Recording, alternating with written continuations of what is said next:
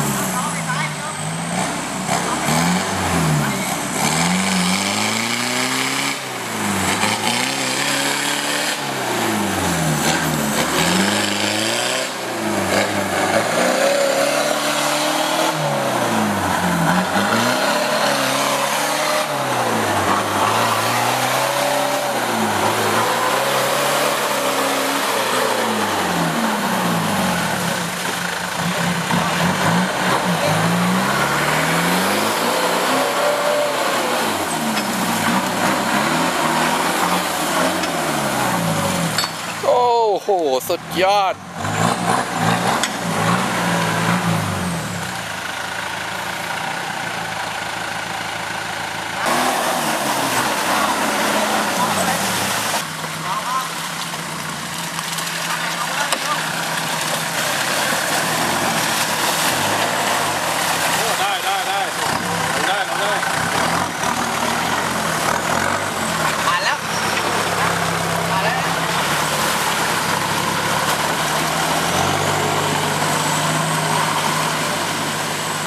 เจ๋งเว้ย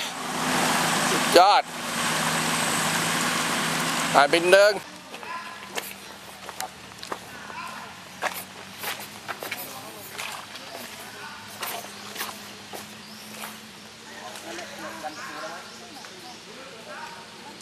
ให้ล้อหลังล้อหน้าซ้ายลงอ่ะไม่ทันแล้วเอาอย่างนี้เลยเกี่ยวเดี๋ยวผมจะรีบขึ้นมาอยู่ได้ปะหรือว่าอยู่งั้นล้อซ้ายเลยครับหมอซ้ายเลยซ้ายครับล้อซ้ายครับแล้วก็เดินรถแล้วก็เดินไป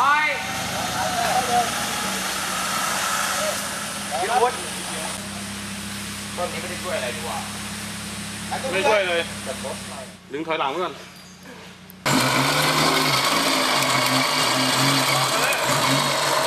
หักขวาไว้เลยตรงเลยเดี๋ยว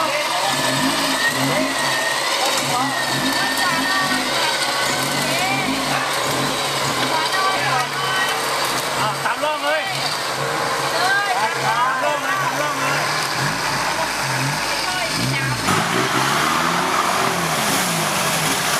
ไปเรื่อยเรื่อยไม่ต้องเร่งไม่ต้องเร่งไปเรื่อยตามร่องเลยไปเรื่อยย่องไปย่องไปโดนไปเรื่อยเลยคอยโดนไหลไปเรื่อยเลยแล้วไม่ต้องเบรกล่องบังคับอยู่แล้ว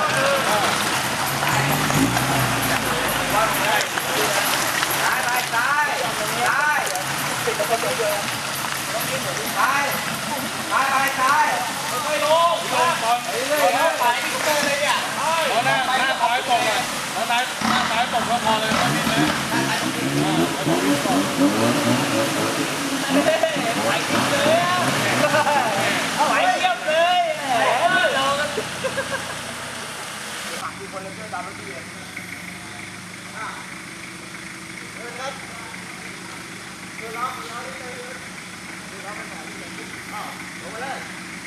ลงไปเข้าร่องเลยลงไปเข้าร่องแล้วขวาที่เดินเยอะขวาเดินเลยตรงมาตามต้องยอดที่เดินเยอะไปเลยไปเลย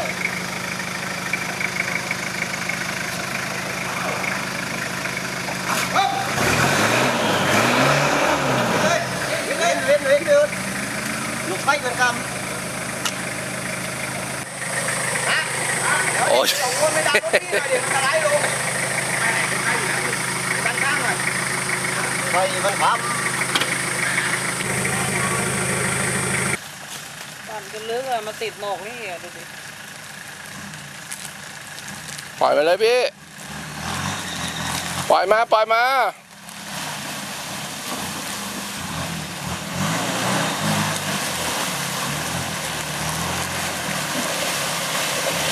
พูดอย่างเดียวเลยอะ